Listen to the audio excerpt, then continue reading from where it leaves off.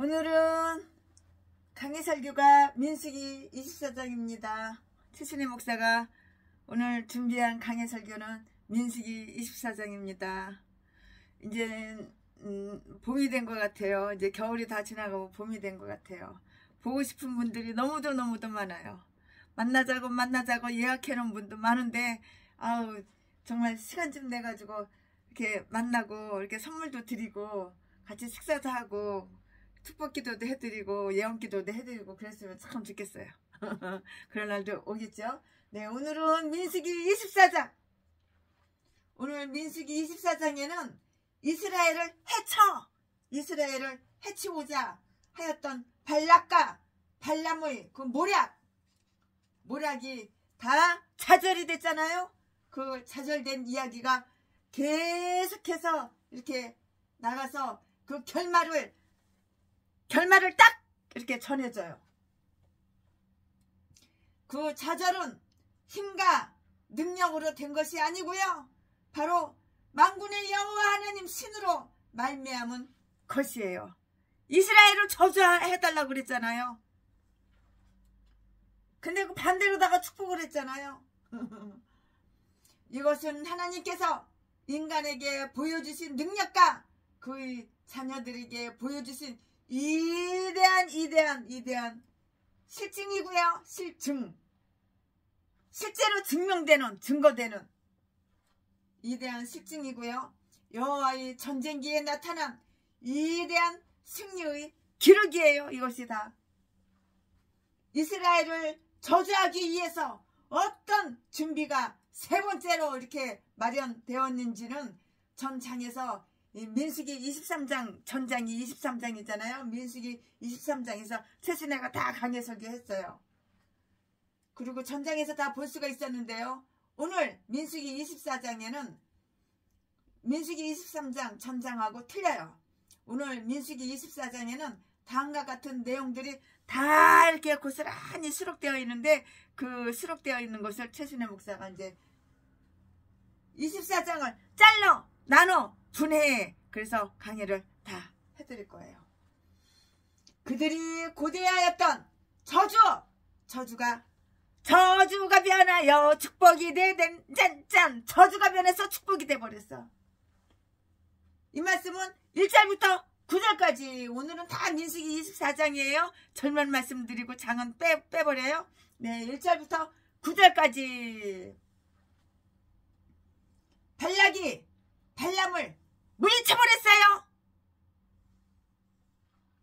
발락이 발람을 물리쳤다고요. 약한 것들은 다 물리쳐버려야 되는 거예요. 독사새끼, 악마새끼, 악질새끼는 다 물리쳐야 되는 거예요. 최순애도 전라도 제비목사새끼, 전라도 살인마새끼, 전라도 사리꾼, 전라도 진도 이 개잡년 5천만원 뜯어 처먹는 년 다 물리쳐버리고 전라도 개종자들하고는 상종을 안 하잖아요. 전라도 똥개들 쓰레기들 이 개종자들 독사 악마 악질 사기꾼 이것들하고는 상종을 안 하잖아요. 다 물리쳐버리고 발락이 발람을 물리쳤어요. 10절부터 14절까지 발람이 이스라엘에 관한 것과 또 기타 여러 이웃 나라에 대한 그 예언을 다 전하고 떠나갔어요. 15절부터 24절까지. 자, 지금부터 설교 제목은 발람의 세 번째 신탁. 발람의 첫 번째 신탁했죠? 그 다음에 두 번째 신탁했죠? 전장에서 민수기 23장에서 오늘은 민수기 24장이니까는 발람의 세 번째 발람의 세 번째 신탁. 오늘 설교 제목이에요. 본문 말씀은 민수기 24장 1절부터 9절까지. 1절 발람이 자기가 이스라엘을 축복하는 것을 여호와께서 선히 여기심을 보고 전과 같이 사수를 쓰지 아니하고 그 낯을 광야로 향하여 2절 눈을 들어 이스라엘이 그 지파대로 거하는 것을 보는 동시에 하나님의 신이 그 이에 임하신지라. 3절 그가 노래를 지어 가로되 부올의 아들 발람이 말하며 눈을 감았던 자가 말하며 4절 하나님의 말씀을 듣는 자 전능자의 이상을 보는 자 엎드려서 눈을 뜬 자가 말하기를 5절 야곱이여 내 장막이 이스라엘이여 내 거처가 어찌 그리 아름다운고 6절 그 벌어짐이 골짜기 같고 강가의 동산 같으며 여호와의 심으신 침향목들 같고 물가의 백향목들 같도다 7절 그 통에서는 물이 넘치겠고 그 종자는 많은 불가에 있으리로다 그 왕이 아각보다 높으니 그 나라가 진흥하리로다 8절 하나님이 그를 애굽에서 인도하여 내셨으니 그 힘이 들소와 같도다 그 적국을 삼키고 그들이 뼈를 꺾으며 화살로 쏘아 꿰뚫으리로다 9절 꿇어 앉아 누움이 수사자 같고 암사자와도 같으니 일으킬 자 누구랴 너를 축복하는 자마다 복을 받을 것이요 너를 저주하는 자마다 저주를 받을지로다 아멘 너를 축복하는 자가 축복을 받아 너를 저주하는 자가 저주를 받아 아멘 이 본문 말씀이에요. 이 본문 말씀 가지고 오늘 또 강해설교 시작하겠습니다. 네, 발람이 여기에서 말을 하고 있는 그 축복은 지난번에 최순애가 강해설교 했던 민수기 23장 오늘은 24장인데 23장 있죠? 그 23장에서 우리가 읽어본 두 개의 축복과 말씀과 매우 똑같아요. 거의 비슷해요. 흡사하다고요. 그러나 그 서론 부분은 달라요. 서론 부분은 매우 달라요. 이 축복의 말씀을 도입하는 방법이 다음과 같은 몇 가지 면에서는 매우 달라요. 똑같지가 않아요. 발람은 지금까지 의지해 오던 마법을 다 버리고요. 그것들이 아무런 도움을 주지 못한다는 것을 알고요. 주문이나 부적 또는 요술을 점치는 거 그런 거 요술을 요즘으로 말하자면 점치는 거 점쟁이 점집에 무당집 그런 거 요즘으로 말하자면은 요술을 다 사용하지 않았어요.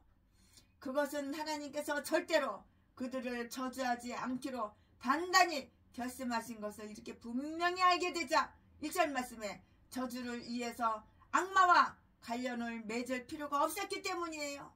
조만간에 하나님은 사람들로 하여금 못된 것을 쫓는 것은 아무런 도움이 안 되는 그 어리석은 것임을 깨닫게 해주신 거예요. 하나님께서 이렇게 깨닫게 해주신 거예요. 무엇 때문에 그는 마법을 사용하고자 했을까? 그는 그것들을 가지고 하나님을 움직일 수 없다는 것을 알고 있었는데요.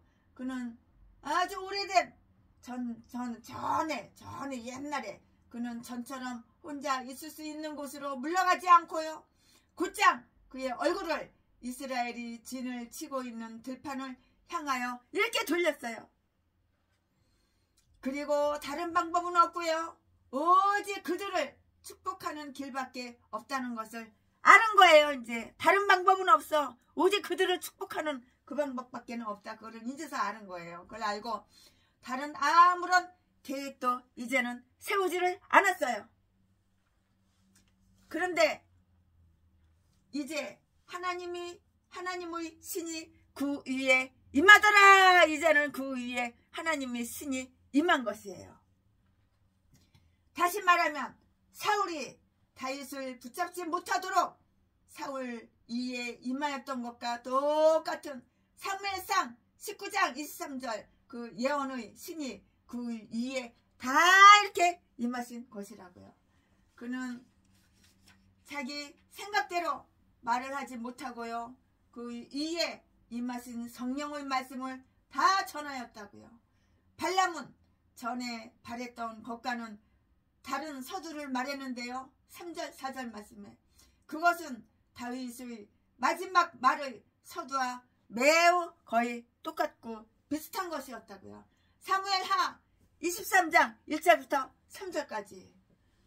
그러나 어떤 사람의 생각과 같이 그것은 자랑과 헛된 영광을 많이 풍기는 것이고요. 이 모든 예언의 공로를 자신에게 돌리고요. 자기 자신을 하늘나라의 강요의 한 사람인 양 스스로 찬양하는 것이에요. 이렇게. 그는 다음에 두 가지를 자랑했어요. 그럼 두 가지 어떤 것을 자랑했을까요? 그 두 가지 자랑한 것을 또 말씀드리겠습니다.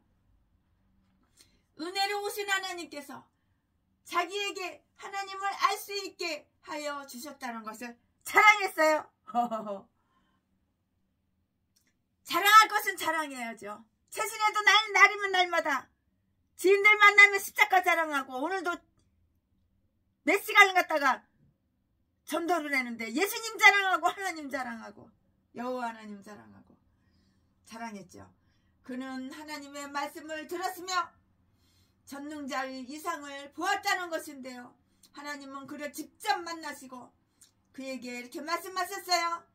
민수기 23장 16절 말씀에, 그리고 이것 때문에 발람은 크게 우쭐하였는데요. 바울은 그가 본 바 환상과 계시에 대해서 겸손하게 말했잖아요. 고린도후서 12장 1절 말씀에 거기 다 기록이 되어 있어요. 그러나 발람은 이를 자랑하며 이렇게 말을 했는데요. 그러한 계시를 받아들인 자신의 능력을 자랑했어요. 지금까지 뭐라고 인간 자랑할 거 아무것도 없어. 인간은 똥이야 똥. 똥개야 똥개. 날마다 죄만 짓고 악한 생각만 하고. 인간 자랑할 게 뭐가 있어. 예수님 밖에는 자랑할 것이 아무것도 없어. 그러한 계시를 받아들인 자신의 능력을 자랑했다고. 무슨 자신의 능력을 자랑해. 하나님은 능력을 자랑해야지 무슨 자신의 능력을 자랑해. 저라도 개목사 제비새끼처럼 날마다 자기가 자기를 자랑하고 남들이 자기 칭찬해준 적 한 번도 없고 저주만 하고 욕만 했는데 날마다 누구가 나 이렇게 높여줬어. 누구가 나 이렇게 칭찬해줬어. 누구가 나 이렇게 했어. 개소리만 지저대고 다 뻥이야 다 뻥. 강도질하고 도둑질하고 사람 때려서 돈이나 뺏고 피만 먹을 만두고 뼈를 벌뜨리고 사람 때려서 돈이나 싹 뺏어가고, 그러면 장가는 그냥 수십 번도 더 가고 그냥. 그러면 자지로 그냥 700명 800명 여자들 다 쑤셔주고 재산만 쫙 빨아먹고 개패에서 패고 버리고 교도소로 수십 번 들락날락거리고 사기쳐서 아가리만 벌리면 사기치고 거짓말하고 자동으로 수술수술 거짓말 나와가지고, 이런 새끼가 날마다 자기가 자기를 높여 자기가 자기를 자랑하고, 인간들은 내가 나를 자랑할 거 아무것도 없어. 하나님만 자랑하는 거야. 이러한 계시를 받아들인 자신의 능력을 자랑했다고. 능력은 무슨 능력? 콧구멍 같은 소리하고 자빠졌네. 그는 다른 선지자들과 마찬가지로 그때 황홀경에 빠진 것이 사실인 것이다. 그러나 눈을 뜨고 있었다. 이 사실은 그는 두 번이나 말했다고요. 그 원문에 있는 말씀은 근데 그렇지가 않아. 뻥이야 뻥. 반대야 반대. 지티퍼라. 어떤 사람들은 눈을 감았던 자라고 이렇게 읽는데요. 3절 말씀에. 그러던 그가 이제 눈을 뜬 것인데요. 4절 말씀에 그가 이스라엘을 저주하려고 하였을 때, 그는 잘못을 저질렀던 것이라고 이렇게 시인했어요. 인간이 양심이 있어야지. 자기가 잘못한 건 자기가 잘못했다고 시인을 해야지. 그걸 숨기고 감추고 덮고 개소리나 지저대고. 그러니까 하나님께서 교회 월세를 안 주니까는 집주인이 나가라고 끌어내지. 똥개 새끼야. 너 딴 것도 예수 안 믿는 개종자 새끼가 무슨 목사냐. 똥개 새끼, 쓰레기 인간, 악마, 악질 새끼가. 그 원문에 있는 말씀은 그렇지가 않은데요. 어떤 사람들은 눈을 감았던 자라고 읽고요. 그러던 자가 이제는 눈을 뜬 것이고요. 4절 말씀에 그가 이스라엘을 저주하려고 했을 때 그는 잘못을 저질렀던 거라고 이렇게 시인했어요. 사람이 이렇게 양심이 있고 올바른 얘기를, 아가리 삐뚤어졌어도 입이 삐뚤어졌어도 말은 올바로 해야 되는 거야. 그런데 이제 그는 자기 잘못을 깨닫기 시작했다고요. 자기 잘못을 깨달아야 되는데 자기 잘못을 깨닫지 않고 아가리만 벌리면 사기치고 거짓말하고 두 눈구멍에 사랑하는 거, 남의 돈 남의 재산 공짜로 쉽게 뜯어가지고 지 배때기 치우고 지가 누리고 명품옷 사서 지 몸뚱이에 걸치고 금가루 화장품 사서 지 남 쌍파대기 바르고 성형외과 가가지고 땡겨 주름을 땡겨 70대 늙은 년이 전라도 진도 박씨 개참년 이 늙은 년이 40대 후반 50대 초반으로 보여. 얼마나 땡겼는지. 그 돈 어디서 났어? 나 어려워 나 힘들어 개소리 지저대가지고 남의 돈 쭉 뽑아가지고 개짓거리 헛짓거리 하고 다니고. 그러한 계시를 받아들인 자신의 능력을 자랑했다고. 그는 다른 선지자들과 마찬가지로 그때 황홀경에 빠진 것이 사실이라고 이렇게 말을 했는데요. 그러던 그가 이제 눈을 뜬 것이고요. 그런데 이제 그는 자기의 잘못을 깨닫기 시작했어요. 인제서야 자기 잘못을 깨닫기 시작한 거야. 인제서 자기 잘못을 깨닫기 시작한 거라고. 그러나 그는 여전히 탐욕과 야망, 돈 욕심. 전라도 개목사 새끼. 돈 욕심. 남의 돈 지가 뜯어 처먹으려고. 나 어려워 나 힘들어. 전기세를 못 내서 전기가 끊겼어. 통장 계좌번호 사진 찍어가지고 수백 군데 수천 군데 돌리니까는 그게 진짜인 줄 알고 사람들이 3천만 원을 갖다가 후원금을 갖다가 통장으로 보내주니까는 그 통장 그거 가지고 교도소에서 같이 깜빵 살았던 깜빵 동기들 다 전화해가지고 데리고 와가지고 교회에서 소주 맥주 양주 파티하고 돈 나눠주고 나이트클럽 가서 춤추고 술 처먹고 놀고 몇 시간 안에 탕진을 다 해버렸어.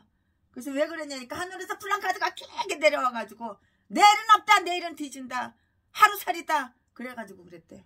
아이고 그랬더니 내일 되니까 또 후원 나 동양한 분줍시야 나 어려워 나 힘들어 돈이 없어가지고 나 어려워가지고 핸드폰 요금 맨들서 핸드폰 끊겼어 개소리 또 지저대는 거야.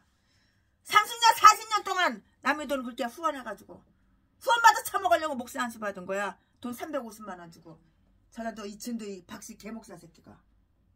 목사 안수 준 총회장도 박씨 전라도 개목사고. 목사 안수 받은 것들도 다 전라도 똥개들 쓰레기들 악마 악질들 다 개 잡새끼들이야. 잡년들. 그런데 이제 그는 자기의 잘못을 깨닫기 시작했고요. 그러나 그는 여전히 탐욕과 야망과 어리석음과 욕망 때문에 여전히 두 눈구멍이 말아 있었어.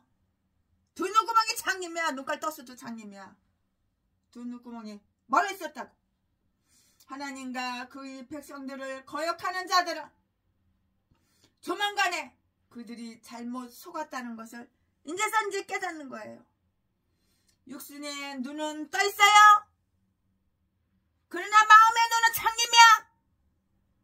영의 눈도 장님이야. 영의 눈구멍도 다 멀고 마음의 눈도 다 멀었어. 이 생각의 눈구멍도 다 멀었어. 육신의 눈은 뜨되 마음의 눈은 장님. 생각의 눈도 장님. 마음의 눈은 뜨지 못한 사람들은 개발을 받기는 하되 성화를 받지는 못해요. 그리고 사람들을 자랑으로 이끄는 그 지식은 지옥으로 가는 길을 밝혀줄 따름이라고. 몰라? 많은 사람들이 눈을 뜬 채 지옥으로 풍덩 다 빠지는 거야. 지옥으로. 지옥에 가봐 전라도 개목사들이 바글바글하지. 그러나 그 축복이 본질적으로는 전번 것들과 전에 있던 그런 것들과 같은 것인데요.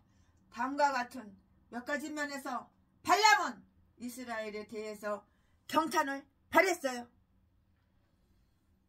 그들의 아름다움을 경탄하였고요. 5절 말씀에 야곱이여 내 장막이 어찌 그리 아름다운고 그들이 비록 궁정에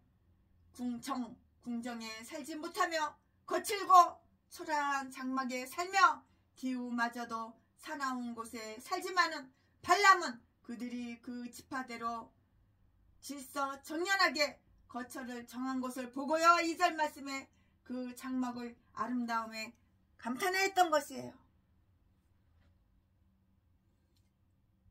통일되고 조화를 이루는 신앙 고백을 가지고 있는 것 이상 아름답게 보여주는 신앙은 없어요. 시편 말씀이죠. 시편 133편 1절에 이 백성들의 사랑스러움과 이웃 주민들에게서 받는 좋은 평판이 풍성한 골짜기, 아름다운 동산, 무성한 나무들, 그리고 향기로운 나무들이 아름다움과 비교되었는데요. 6절 말씀에 눈이 열린 사람들은 땅에 사는 성도들의 그 훌륭함을 보며 그들과 함께 기쁨을 누리고요. 틀림없이 의로운 자들은 그들의 이웃들보다 더 훌륭하고요. 그들은 여호와께서 심으신 나무들이고요. 이것이 바로 그들의 훌륭함이고요. 의로운 자의 가지는 여호와께서 심으신 식물인 거예요.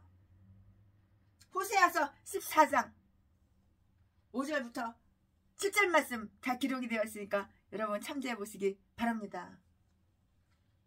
그들이 풍성한 열매와 번성함을 경탄하였고요. 이것은 아마도 골짜기와 동산과 그리고 나무들과의 그 유사성 6절 말씀에 그리고 또한 그 표현 7절에서 기인된 것인지는 잘 모르겠어요. 그 통에서는 물이 넘치겠다고 이렇게 하였는데요. 다시 말하면 하나님께서 하늘로부터 비를 내려주시듯이 축복의 소나기를 부어주신다는 뜻이고요. 그리하여 그 종자는 많은 물가에 있으리라고 하였는데요. 이 말씀을 내가 나를 위하여 저를 이 땅에 심었다고 이렇게 하신 말씀 호세아서 2장 23절과 비교해 보라고요. 성경에 보면 물들은 여러 백성들과 많은 우리들에게 그리고 모든 열방에 부어진다고 이렇게 하였고요. 이 예언은 그 백성이 흩어져 사는 동안에도 놀랍도록 번성하고 많은 무리를 이룬 것으로 이렇게 완전히 성취되었어요.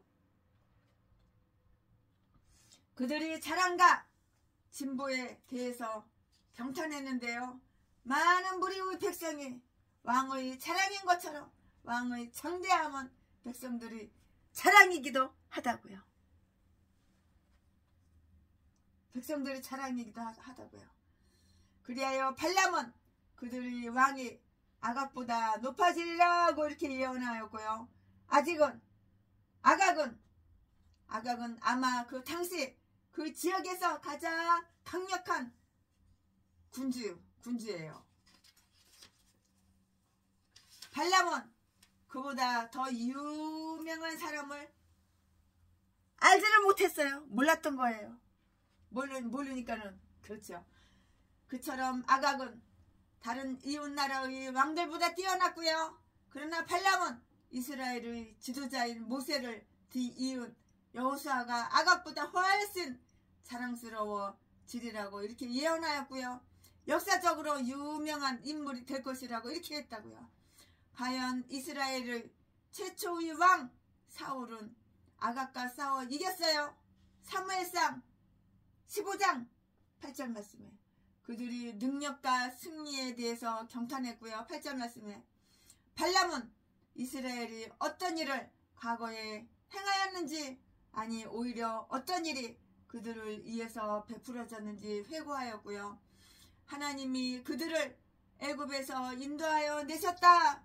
이에 대해서도 전번에도 언급한 바가 있는데요. 23장 22절 말씀에 그들을 애굽으로부터 해방시키신 일에 따라 오는 놀라움은 무엇보다도 그들이 영예를 높여 주었으며 그들의 그 원수들에게는 두려움을 안겨주었다고요.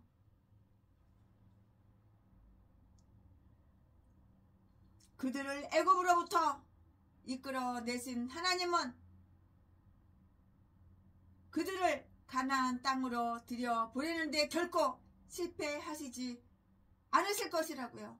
왜냐하면 그는 하나님이심에 그의 일은 완벽하시기 때문이에요. 하나님은 무엇이든지 허술한 게 없어요. 완벽하지요. 완벽해. 발람은 그들의 현재의 강한 힘을 내려다보았어요. 내려다보았는데 이스라엘은 들소의 힘을 가지고 있었고요. 이 짐승에 대해서는 이런 말이 있어요. 욥기서 39장 9절부터 10절까지. 들소가 어찌 즐겨 내게 복종하며 내 외양간에 머물겠느냐. 내가 능히 줄로 들소를 메어 이랑을 갈게 하였느냐. 발람이 말했는데요. 그럴 수는 없다. 그럴 수는 없어. 이스라엘은 너무나 힘이 세기 때문에 내 저주로도 그리고 당신의 군대로도 막을 수가 없다. 막을 수가 없어. 발람은 그들의 장래의 정복을 내다보았어요. 그들은 그들의 적국을 삼킬 것이다. 다시 말하면 이런 의미인데요. 그들은 단지 사자가 그 먹이를 잡아먹듯이 쉽사리 그리고 아무 저항도 받지 않고 적국들을 멸망시키며 그들을 집어삼킬 뿐만이 아니고요. 그 먹이를 먹음으로써 스스로 힘이 강해지고 비대해지고 부해질 것이라고요. 발람은 그들의 용기와 안전에 대해서 경탄했고요. 그들은 끌어안고 누움이 수사자 같고 암사자와도 같다고 이렇게 구절에 그렇게 기록이 되어 있는데요. 이제 그들은 모압 왕의 허락을 받지 않고도 모압 평원에 그렇게 누워 있고요. 곧 가나안 땅에서도 마찬가지로 똑같이 그렇게 할 것이라고요. 그들이 먹이를 삼켰을 때는 해 받음을 두려움을 전혀 떠나서 휴식을 취할 것이며 모든 이웃 나라들을 무시할 것이다. 누가 감히 잠든 사자를 일으킬 수 있겠는가? 있겠는가? 사자들은 잠을 자기 위에서 어떤 구석진 곳으로 가지 않고 어디서나 그냥 잠을 쿨쿨 참 잘 자는데요. 그것은 누구도 감히 자기를 건드리지 못한다는 것을 알기 때문이에요. 사자가 아무 곳에서나 그냥 첫바닥 누워서 잠을 잘 잔다고. 편안하게 잠을 잘 잔다고요. 그 이유는 감히 누가 나를 건드려? 들기가 와서 나를 건드려?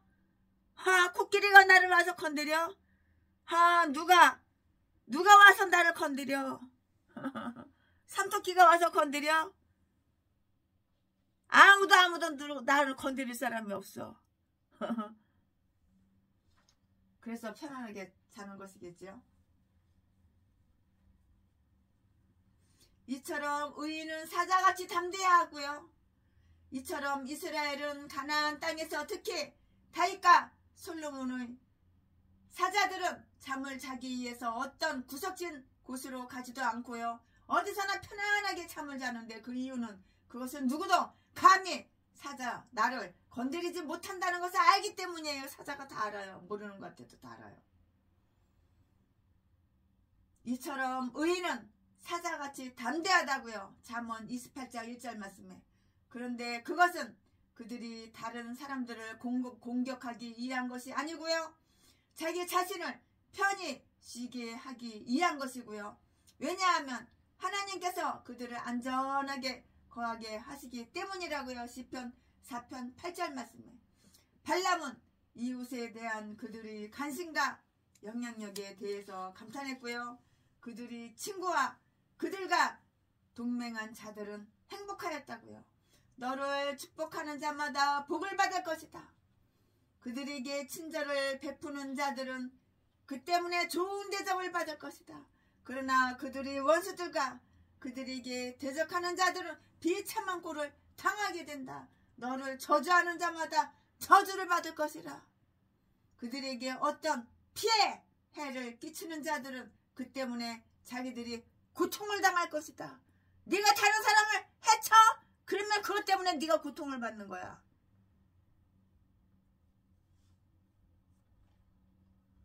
전라도 개목사 제비새끼가, 전라도 진도 이거 사기꾼 개참년이 박씨 개삼년, 다른 사람을 피해를 주니까 사기쳐가지고 재산 뺏고 돈 뺏고 개잡새끼랑 짜고서 제비새끼랑. 전라도는 다 이딴 것들밖에 없어. 이딴 개싼 것들. 악마, 악질, 사기꾼, 도둑년, 도둑놈, 살인마, 이딴 것들밖에 없어. 전라도는 대화 속에 생각은 다 공성당 빨갱이 세상으로 가득해가지고 아주 사탄마귀가 귀신이 충만해가지고 그냥 이딴 것들밖에 없어. 하나님은 선악간에 그들에게 어떤 해를 끼치는 자들은 그 때문에 자기들이 고통을 당할 것이라고요. 하나님은 선악간에 그들에게 행한 대로 그대로 갚아주는 거야. 하나님은 네가 심은 대로 네가 뿌린 대로 네가 행한 대로 그대로 갚아주는 거 몰라? 저라도 개목사가 다른 사람 해치고 피해를 주고 사람 때려가지고 피범목을 만들고 재산하고 돈만 쫙 뺏어가고 남의 집에 10만 원 내놔가지고 와가지고 나 없는데도 우리 집 문 따고 들어와가지고 열쇠를 어디 가서 복사해가지고 문 따고 들어와가지고 돈, 금, 다이아몬드 다 훔쳐가고 똥개 새끼가 이런 개짓거리 헛짓거리 하니까는 하나님께서 복을 안 주지. 뒤질 일만 생기지. 나를 뒤지고 들어와도 뒤지고.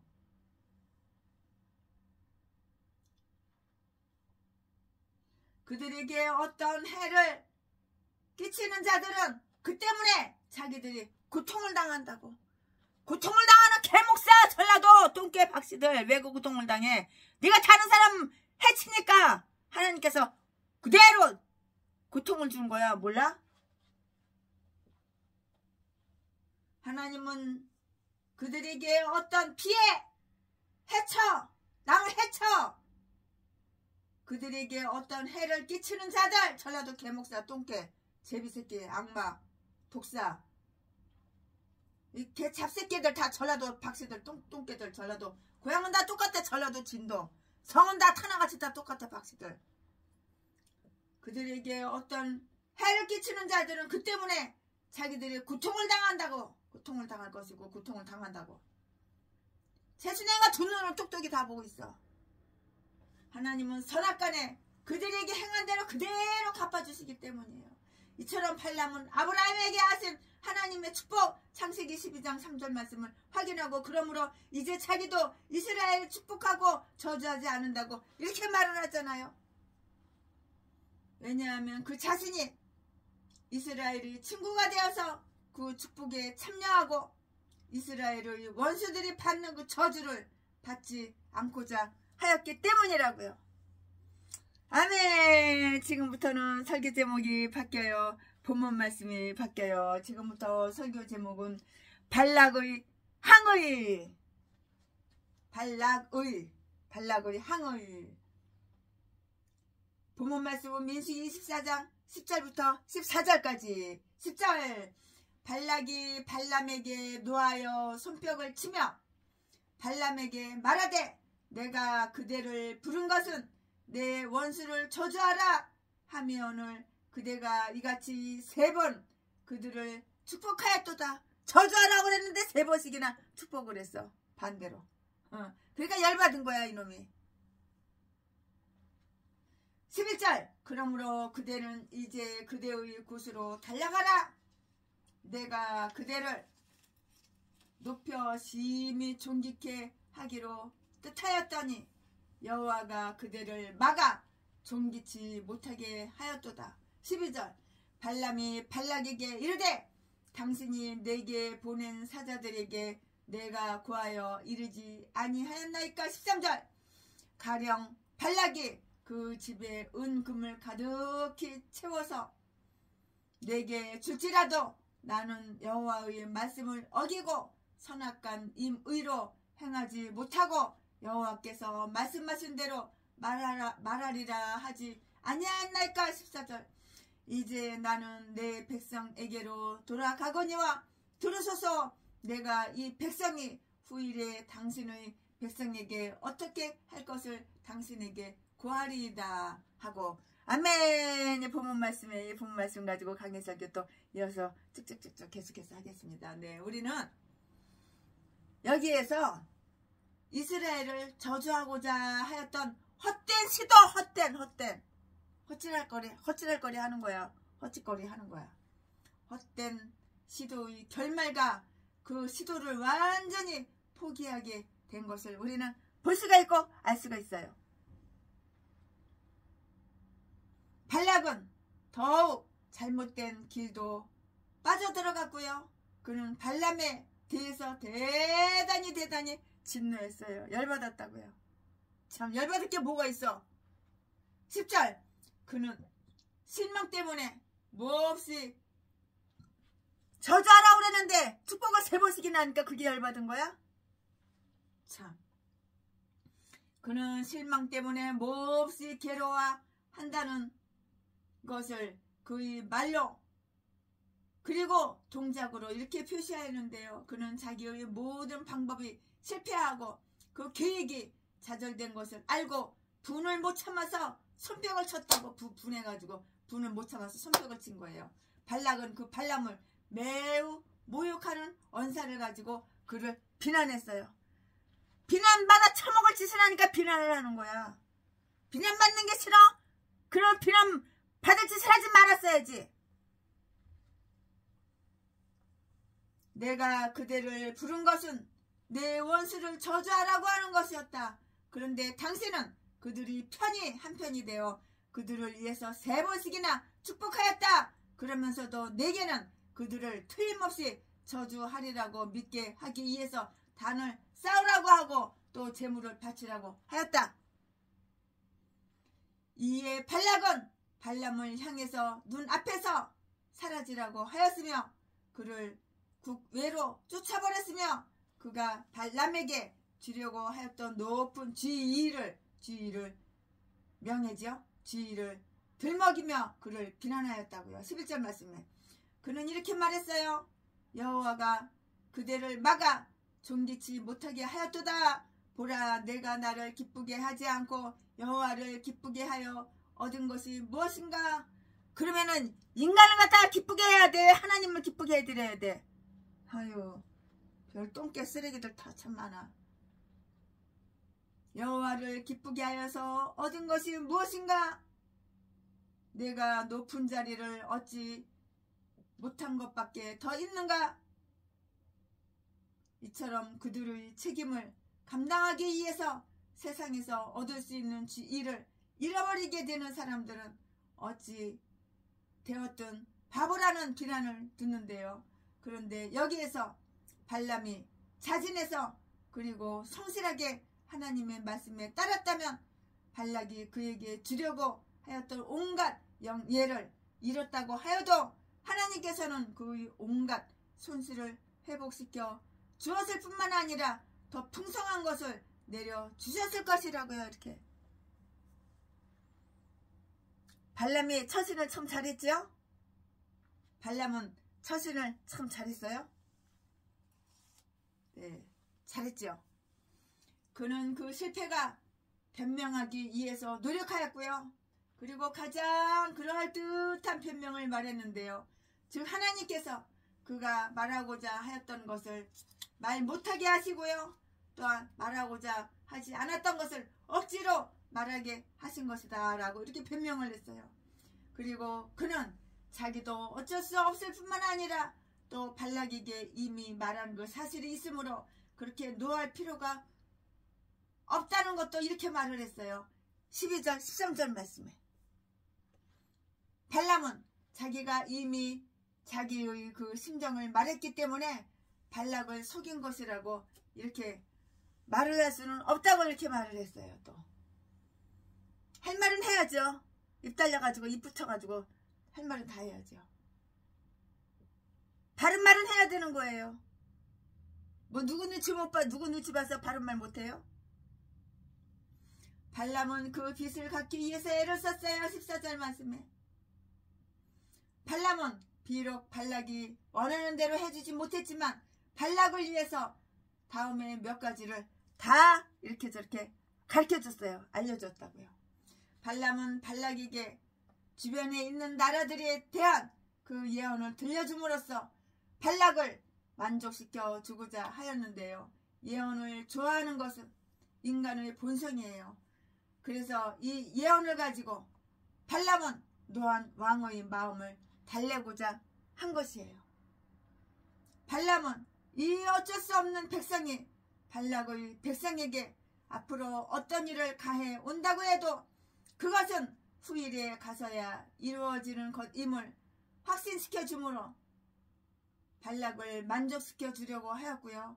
그러므로 이스라엘이 그들에게 어떤 해를 끼칠까 두려워할 필요가 없다는 것이에요.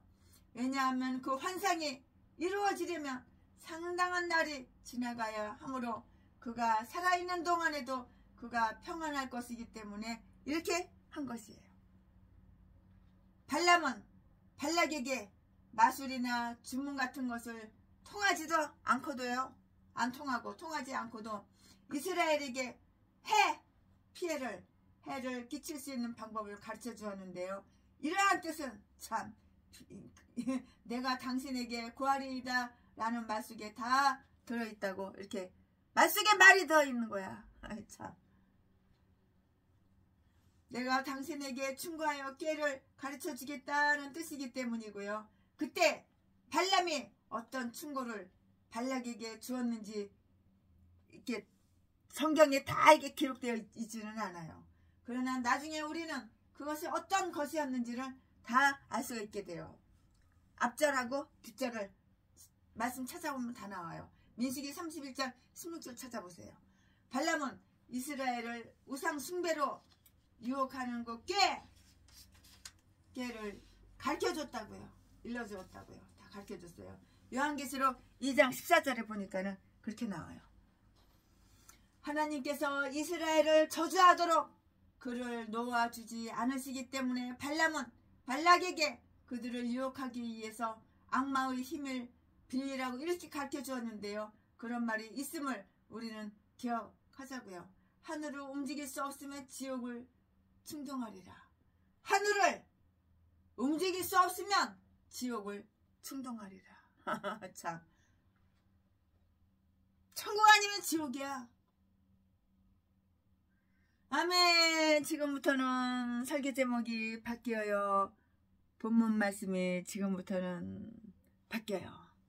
지금부터 본문 말씀은 지금부터 설교 제목은 발람의 예언. 지금부터 본문 말씀은 민수기 24장 15절부터 25절까지 15절 노래를 지어 가로되 부올의 아들 발람이 말하며 눈을 감았던 자가 말하며 16절 하나님의 말씀을 듣는 자가 말하며 지극히 높으신 자의 지식을 아는 자 전능자의 이상을 보는 자 엎드려서 눈을 뜬 자가 말하기를 17절 내가 그를 보아도 이때의 일이 아니며 내가 그를 바라보아도 가까운 일이 아니로다. 한 별이 야곱에게서 나오며 한 홀이 이스라엘에게서 일어나서 모압을 이편에서 저편까지 쳐서 파하고 또 소송하는 자식들을 다 멸하리로다. 18절 그 원수 에돔은 그들의 산업이 되며 그 원수 세일도 그들의 산업이 되고 그 동시에 이스라엘은 용감히 행동하리로다. 19절 주권자가 야곱에게서 나서 남은 자들을 그 성읍에서 멸절하리로다 하고 20절 또 아말렉을 바라보며 노래를 지어 가로되 아말렉은 열국 중 으뜸이나 종말은 멸망에 이르리로다 하고 21절 또 가인 족속을 바라보며 노래를 지어 가로되 너희 거처가 견고하니 내 보금자리는 바위에 있도다. 22절 그러나 가인이 하고 23절 또 노래를 지어 가로되 슬프다 하나님이 이 일을 행하시리니 그때의 살자가 누구이랴. 24절 기띔 해변에서 배들이 와서 아수르를 학대하며 에벨을 괴롭게 하리라마는 그도 멸망하리로다 하고 25절 발람이 일어나 자기 곳으로 돌아갔고 발락도 자기 길로 갔더라. 너는 네 길로 가고 나는 내 길로 가고. 아멘. 이거 본문 말씀이에요. 이 본문 말씀 가지고 나머지 강의 설교 계속해서 하겠습니다. 네, 선지자의 하는 일은 여호와의 이름으로 축복하는 일과 예언을 말하는 딱 두 가지 일이에요. 발람은 선지자로서 지금까지는 억지에 못이 켜서라도 이스라엘을 이렇게 축복했는데요. 여기서는 장래의 일을 다 이렇게 미래의 일을 장래의 일을 이렇게 예언을 했어요. 거의 서로는 앞에서 말한 축복의 말씀은 서로가 똑같아요. 다르지가 않아요. 3절 4절 말씀에 그는 놀랍도록 참된 선지자인 채 참된 선지자인 채 쇼 연기는 더럽게도 잘해. 그는 놀랍도록 참된 선지자인 채 잘했다고. 쇼 연기. 그리고 하나님도 그에게 이를 허락해 주셨는데요. 왜냐하면 그가 어떤 사람이든지 간에 그 예언 자체는 참된 예언이기 때문이었고요. 그는 먼저 자기 자랑을 늘어놓았어요. 그는 자기의 눈이 열려졌다고요. 선지자들은 옛적에는 선견자라고 이렇게 일컬었는데요. 사무엘상 9장 9절 말씀에 왜냐하면 그들이 본 바를 말해야 했기 때문에 그들이 입을 열기 전에 먼저 그들의 눈을 뜰 필요가 있었기 때문이에요. 그렇기 때문이라고요. 그는 하나님의 말씀을 다 들었어요. 그리고 자랑했어요. 많은 사람들도 하나님의 말씀을 듣는데요. 다만 그것을 유의하지 않을 따름이고요. 하나님께서 그들의 말을 듣지 않으실 따름이라고요. 그는 지극히 높으신 자의 지식을 안다고 이렇게 자랑했고요. 그것은 여기에 새롭게 추가되었는데요. 인간은 하나님께 대한 지식을 충분히 가지고 있으면서도 하나님의 은혜를 힘입지 못하며 진리의 빛을 받고 있으면서도 이를 자랑하지 못하는 수가 너무나도 많아요. 그는 전능자의 이상을 본다고 이렇게 자랑했고요. 그러나 전처럼 같은 개념으로 바꾸지는 않았어요. 그는 하나님을 지극히 높으신 자 그리고 전능자라고 이렇게 일컬었는데요. 아무도 발람처럼 하나님을 높일 사람은 없고요. 또 하나님과의 그 사귐에 대해 기이하게 생각할 수 있는 사람도 없다고요. 그는 그가 하나님을 진실로 두려워하거나 사랑하거나 믿지도 않았고요. 그러므로 하늘을 향해서 길을 많이 갔다고 하나 얼마 가지 못하는 경우가 수두룩해요. 많아. 네, 여기에는 그 백성 이스라엘에게 영광의 관을 씌울 사람에 대한 예언이 있는데요. 그 사람은 다윗의 예표이고요. 그는 이때가 아닌 때에 가깝지 않은 장래에 언젠가 때가 이르면 모압을 이 편에서 저 편까지 쳐서 파하고 세일산도 취하고 그 지도로 이스라엘의 군대가 아주 용감히 이렇게 행동할 것이라고요. 이 예언은 바로 다윗에게 다 이루어졌어요. 다윗은 과연 모압을 쳤으며 그리고 줄로 잰 일이 있고 그리하여 모압 사람들이 다윗의 종이 됐어요. 그 모압 사람들이 다윗의 종이 돼버린 거예요. 사무엘하 8장 2절 말씀에 동시에 에돔 사람들 역시 이스라엘의 종이 되었어요. 에돔 사람들은 이스라엘의 종이 되었어요. 모압 사람들은 다윗의 종이 되었고요. 사무엘하 8장 2절 동시에 에돔 사람들 역시 이스라엘의 종이 되었다고요. 사무엘하 8장 14절 종이 되었어요. 종이 이렇게.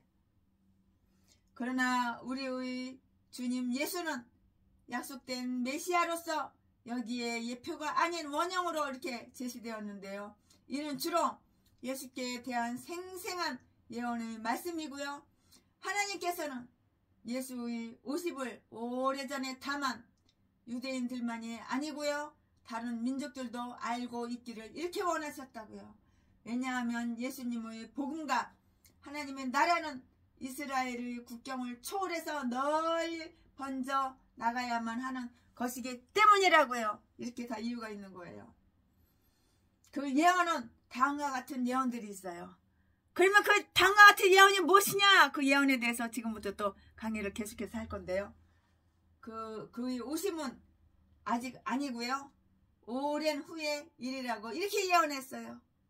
아직은 아니야. 그의 오심은 아직 아니야. 오랜 후의 일이야. 이렇게 예언을 했다고요. 그 예언이.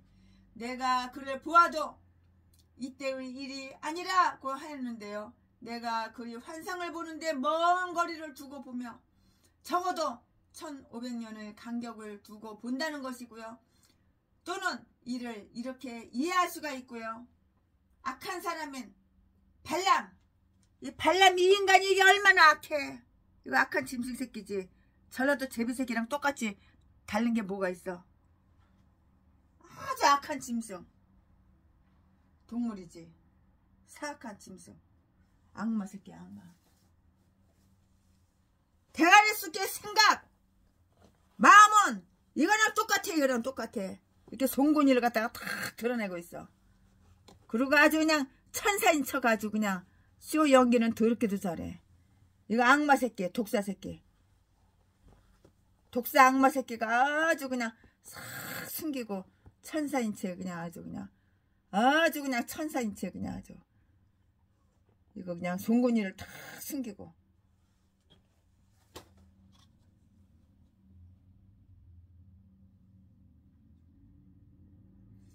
그리스도는 야곱과 이스라엘이 아닌 온 세상의 왕이 될 것이라고요.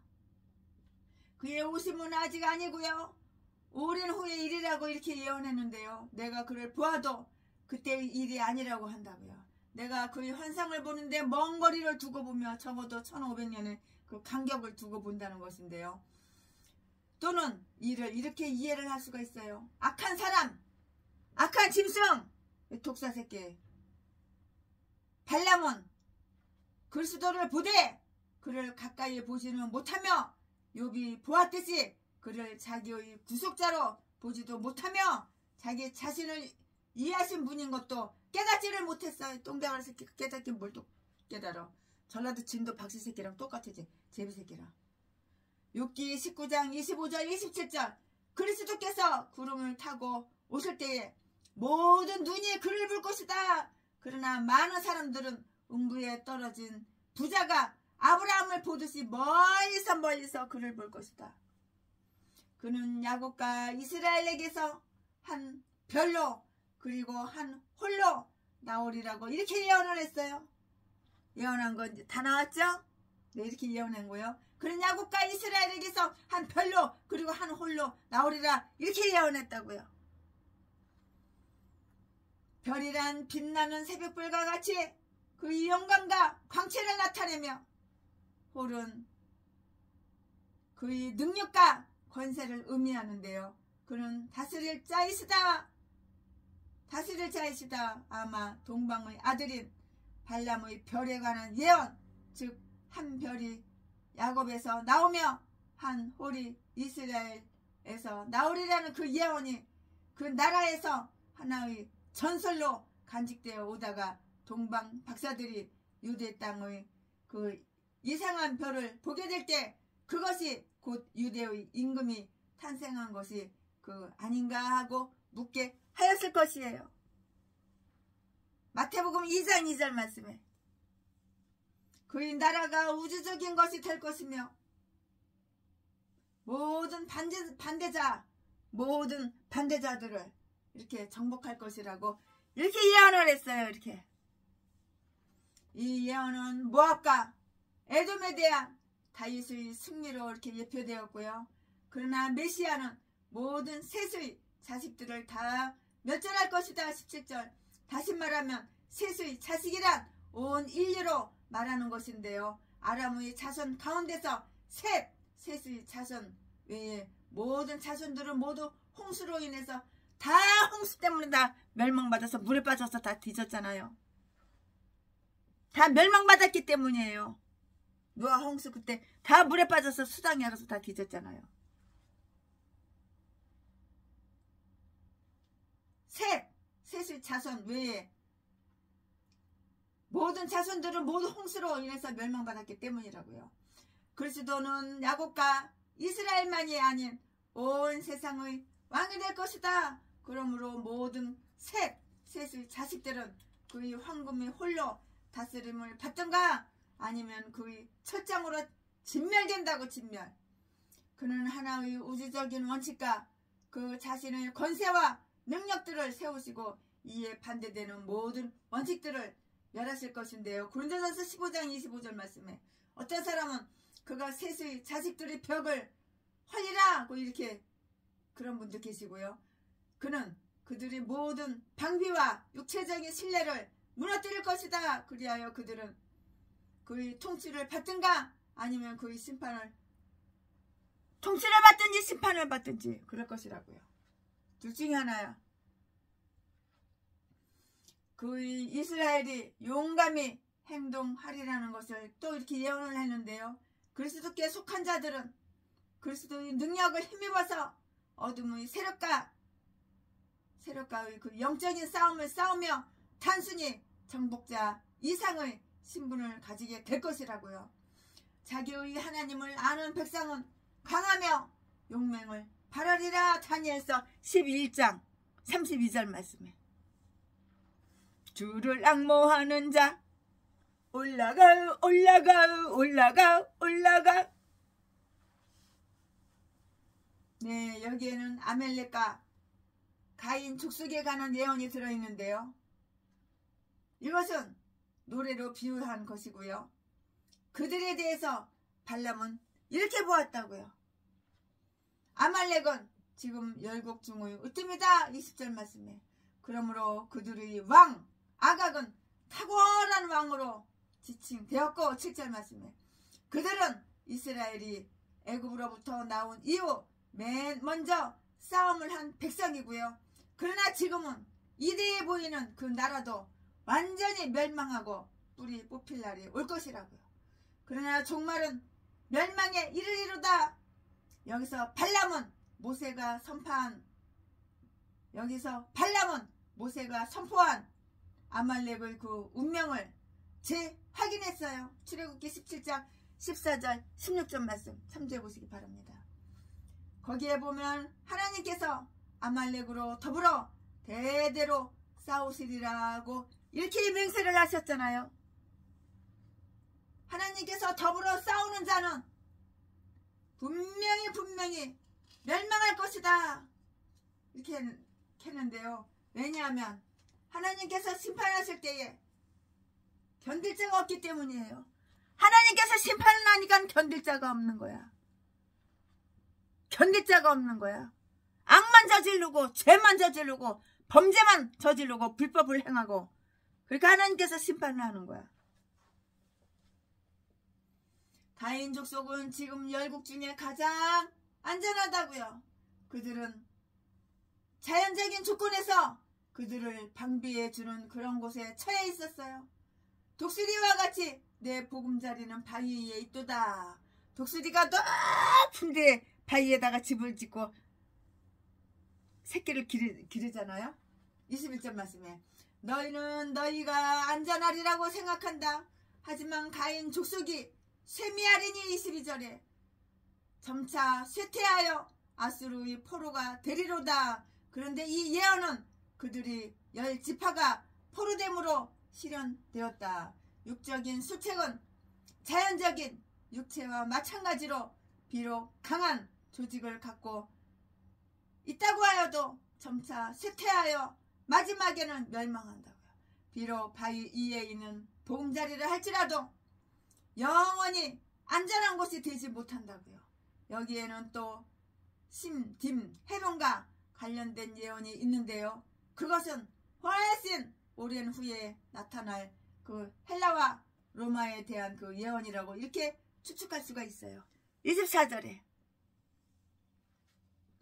이 비유의 도입 부분에 있어서 그 예언의 표현 기술이 매우 주목을 끌만해요. 23절에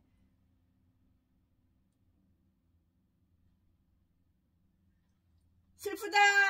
하나님이 이 일을 행하시니 그때의 살자가 누구랴?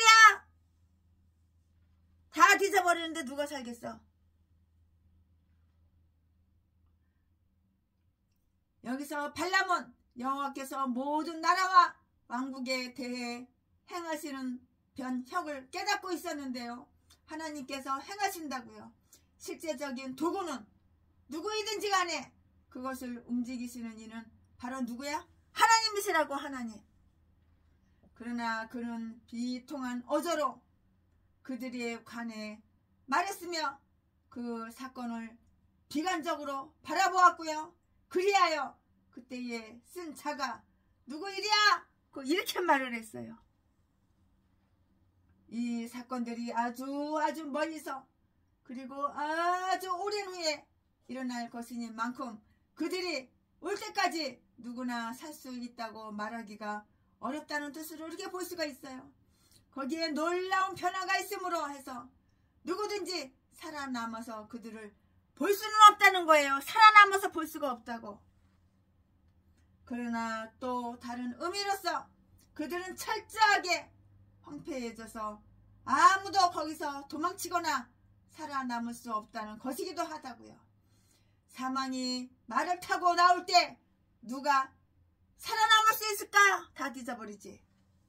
요한계시록 6장 8절 말씀에 그때 살아남는 자는 불에서 꺼낸 사다 남은 나무 토막 같을 것이며 그들이 생명은 다시 찾아온 약탈품처럼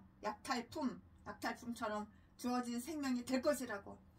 하나님만이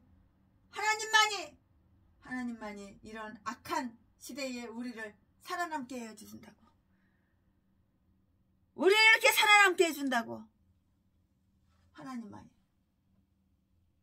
그러니까 하나님한테 잘 보여야지. 인간들한테 잘 보이고, 빽 있는 인간한테 잘 보이고, 돈 있는 인간한테 잘 보이고, 인기 좋은 인간한테 잘 보이고, 헛짓거리 다 헛짓것이야. 하나님한테 잘 보여야지.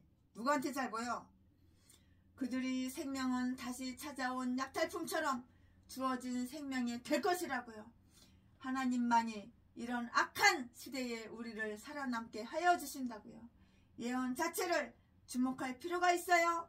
헬라와 이태리는 대부분이 바다를 향해 있는 나라이고요. 그러므로 그들이 군대들은 되게 배를 타고 다녔는데요. 이제 발람은 그들에게서 이런 점을 보고 다 예언하였다고요. 헬라의 군사가 와서 파사와 동맹을 맺은 아수르를 짓밟아 뭉개리라고 이렇게 예언했어요. 이 예언은 알렉산더에 의해서 동맹의 그 나라들이 진멸될 때에 다 이렇게 실현되었다고요. 헬라와 로마의 군대가 에벨의 자녀라고 일컬어지는 그 히브리인들을 괴롭힐 것이라고 이렇게 예언하였고요. 또 이 예언은 헬라의 황제가 유대 민족을 핍박하였을 때 부분적으로 이렇게 다 실현된 것이에요.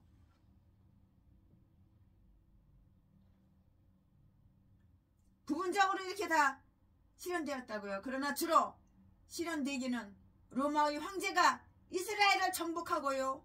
한동안 다스렸을 때 그때라고요. 그러나 드디어 헬라를 정복한 로마 제국인 심딤도 영원히 멸망할 것이라고 이렇게 예언했어요. 그것은 사람이 손을 대지 않고도 산에서부터 뜨인 돌이 이 모든 왕국들을 소멸시키며 특히 신상의 철과 진흙의 말을 쳐서 부서뜨릴 때이고요. 다니엘서 2장 34절 말씀에 이처럼 발람은 교회로 저주하는 대신 교회의 적인 아말렉을 맨 먼저 교회의 적인 아말렉을 맨 먼저 그리고 로마를 마지막으로 저주하였다고요. 여호와여 이처럼 모든 원수들을 멸망하게 하소서. 하나님께서는 히틀러 같은 그런 인간 아주 악마 악질 그런 인가를 들어서 악으로다가 그냥 마귀가 쓰다가 하나님께서는 그냥 성공 못하고 뒤지게 만드는 거예요. 히틀러가 아무리 악하고 사악해도 결국에는 2차 대전에서 졌잖아요. 1차 대전에서도 그렇고. 우리는 하나님의 도구로 써야지 마귀의 도구로 쓰면 안 되는 거예요.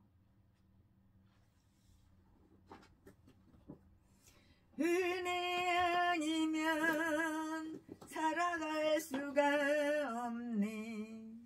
옷마저도 다 주의 것이니 세상 평안가 내게 이루 없어도 예수 예수 오직 예수뿐이네. 은혜 아니면 살아갈 수가 없네. 옷마저도 다 주의 것이니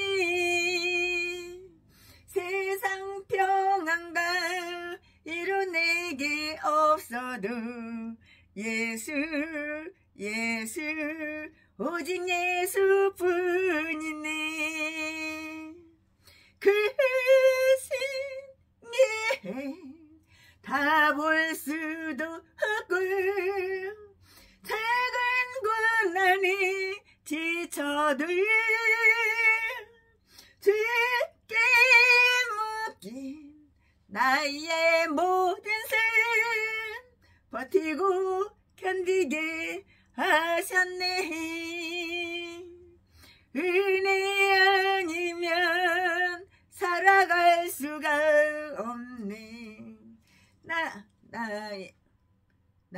나의 모든 것 주께 맡기니 참된 평안과 이루내게 주신 주 예수 예수 오직 예수뿐이니.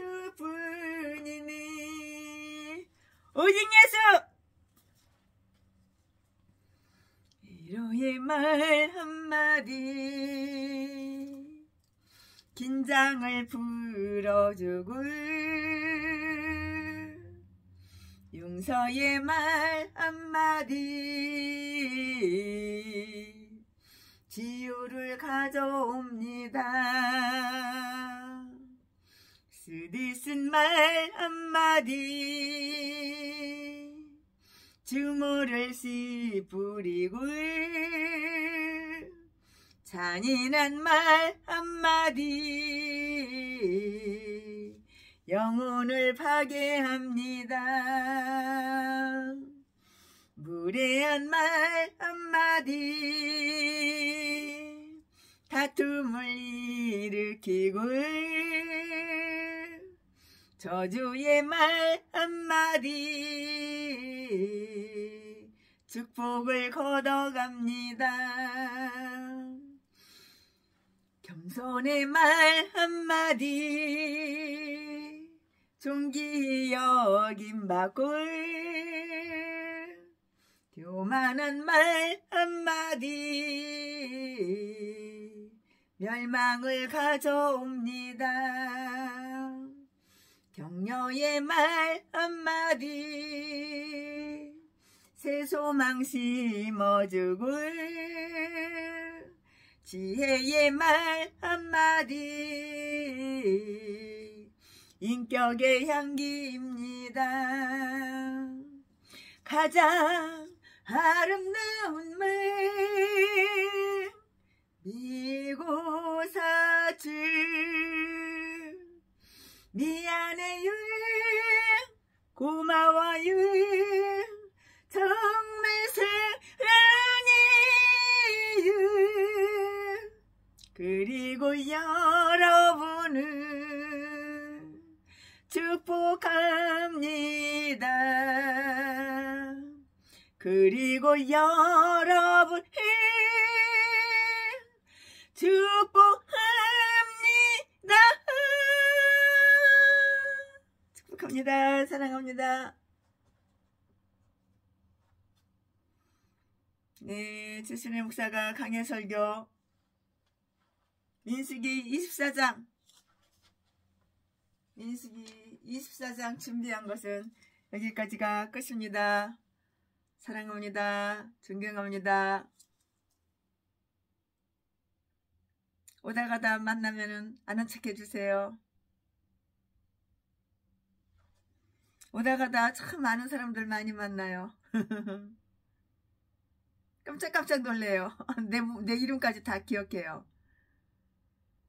간증, 설교, 찬양한 것까지 다 기억해요. 사랑합니다. 사랑합니다. 나의 하나님. 사랑합니다. 아주 많이요. 사랑합니다. 존경합니다.